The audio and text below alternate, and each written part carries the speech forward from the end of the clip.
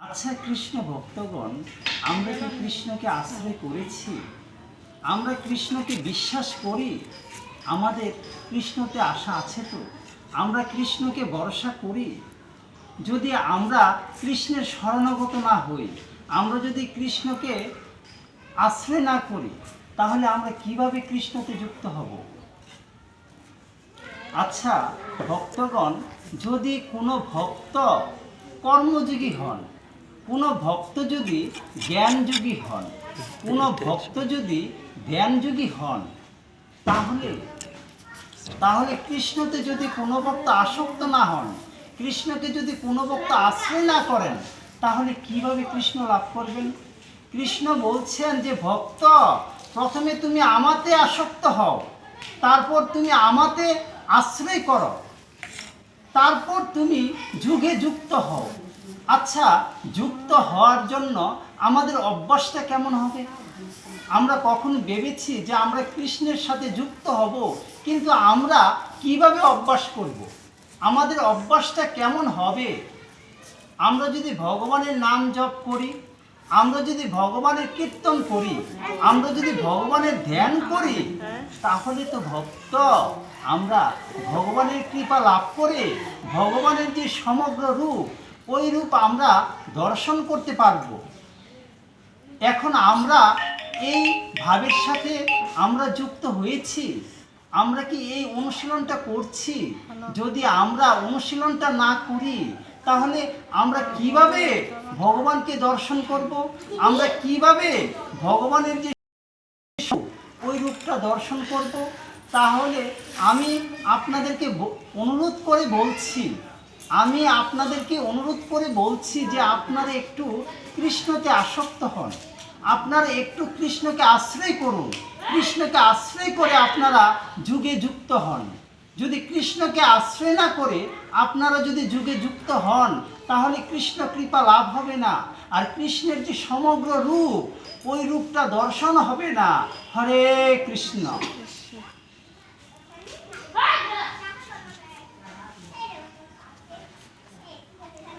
জ্ঞানম তে অহম সবিজ্ঞানম ইদম বক্ষামি অশেষত যৎ গাত্তা ন ইহ ভুয় অন্নচ জ্ঞাতব্যম অবশিষ্যতে। আমি তোমাকে বিজ্ঞান সহ তত্ত্বজ্ঞান সম্পূর্ণভাবে বলছি, যা জানলে ইহলোকে আর কিছুই জানবার বাকি থাকে না। কৃষ্ণ বলছেন, জানো ভাই অর্জুন, আমি তোমাকে বিজ্ঞান সহিত আমার স্বরূপ বিষয়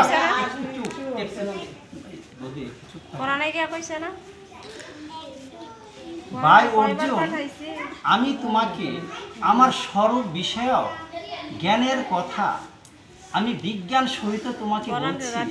তুমি এই চুপ, একটা কথাতে মন দাও। মানে ভাই অর্জুন, আমি তোমাকে আমার স্বরূপ বিষয়ক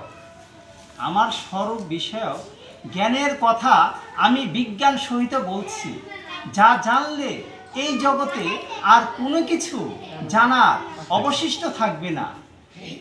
আচ্ছা, এখানে একটি প্রশ্ন, এই যে মানে ওনার যে স্বরূপ, ওনার স্বরূপের কথা উনি ছাড়া আর কেহ ভালোভাবে বলতে পারবেন? কোনো ভক্ত যদি ভগবানের স্বরূপের কথা বলেন, তাহলে অনুভবের দ্বারা বলেন, অনুভবের দ্বারা কৃষ্ণের ব্যাখ্যাটা করেন।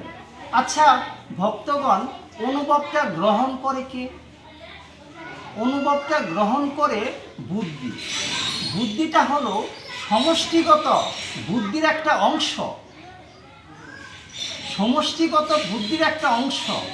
তাই অনুভব, পুরোপুরি অনুভবের কথাটা বুদ্ধি গ্রহণ করতে পারে না, কারণ বুদ্ধি তো সমষ্টিগত বুদ্ধির একটা অংশ। আর বুদ্ধি যতটুকু গ্রহণ করে, মন ততটুকু গ্রহণ করে না। আর মনের পর বাক্যে তা প্রকাশ করা যায় না। যখন আমাকে অনুভবের কথা সাধারণ ব্যক্তি বাক্যে তা প্রকাশ করতে পারে না, তাহলে ভক্তগণ কিভাবে আমার স্বরূপের কথা সাধারণ ব্যক্তি বলবে? আরে সাধারণ ব্যক্তি তো প্রথমে অজ্ঞান ছিল, তারপর জ্ঞানী হয়েছে। আর আমি তো কৃষ্ণ, অলুপ্ত জ্ঞান, আমার অলুপ্ত জ্ঞান। এই জ্ঞান কখনো ক্ষয় হয় না, এই জ্ঞানের তো কখনো নাশও হয় না। তাই সাধারণ মানুষ অনুভব করে আমার স্বরূপের কথা বলতে পারে না। ভাই অর্জুন, আমি যেভাবে আমার স্বরূপের কথা তোমাকে বলবো, সেভাবে আর কেউ বলতে পারবে না।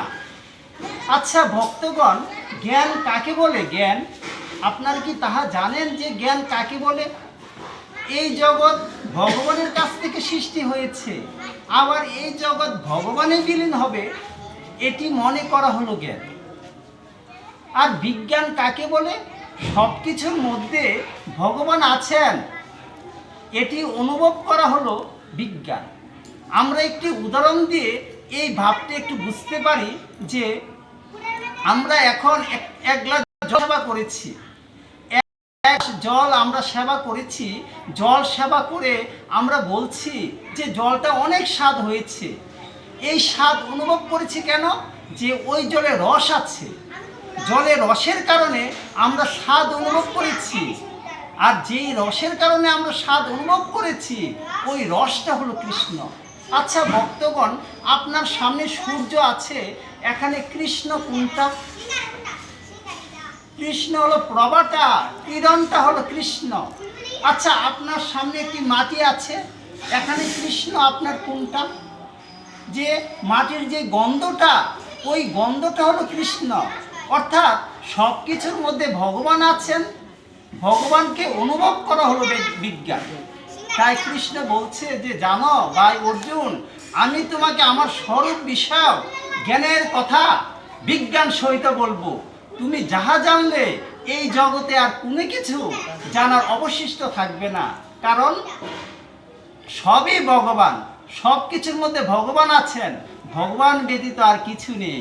অর্থাৎ সব কিছুই তো বাসুদেব, তাই সবই ভগবান। তাই এটা যদি জানো, তাহলে আর কোনো কিছু এই জগতে জানার বাকি থাকবে না।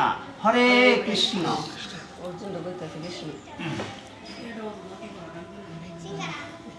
মনুষ্যানাম সহস্রেষু করছি যততি সিদ্ধয়ে, যততাম সিদ্ধানাম করছি মাম ব্যক্তি তত্ত্বত। হাজার হাজার মানুষের মধ্যে কোনো একজন আমাকে জানার জন্যে যত্ন করে। হাজার হাজার মানুষের মধ্যে কোনো একজন ব্যক্তি আমাকে জানার জন্য যত্ন করে। ওই যত্নকারীর মধ্যে কোনো একজন আমার পরায়ণ হয়ে আমার তত্ত্ব তো জানতে পারেন। অর্থাৎ হাজার হাজার মানুষের মধ্যে কোনো একজন ব্যক্তি আমাকে জানার জন্যে যত্ন করে। ওই যত্নকারীর মধ্যে অনেকেই সিদ্ধিও লাভ করেন। ওই সিদ্ধি লাভকারীর মধ্যে কোনো একজন আমার তত্ত্ব তো জানতে পারেন। এখন আমাদের প্রশ্ন হলো যে আমরা মনুষ্য হয়েছি। আচ্ছা ভক্তগণ, মনুষ্য কারা? যার মনুষ্যত্ব আছে তাকে মনুষ্য বলে।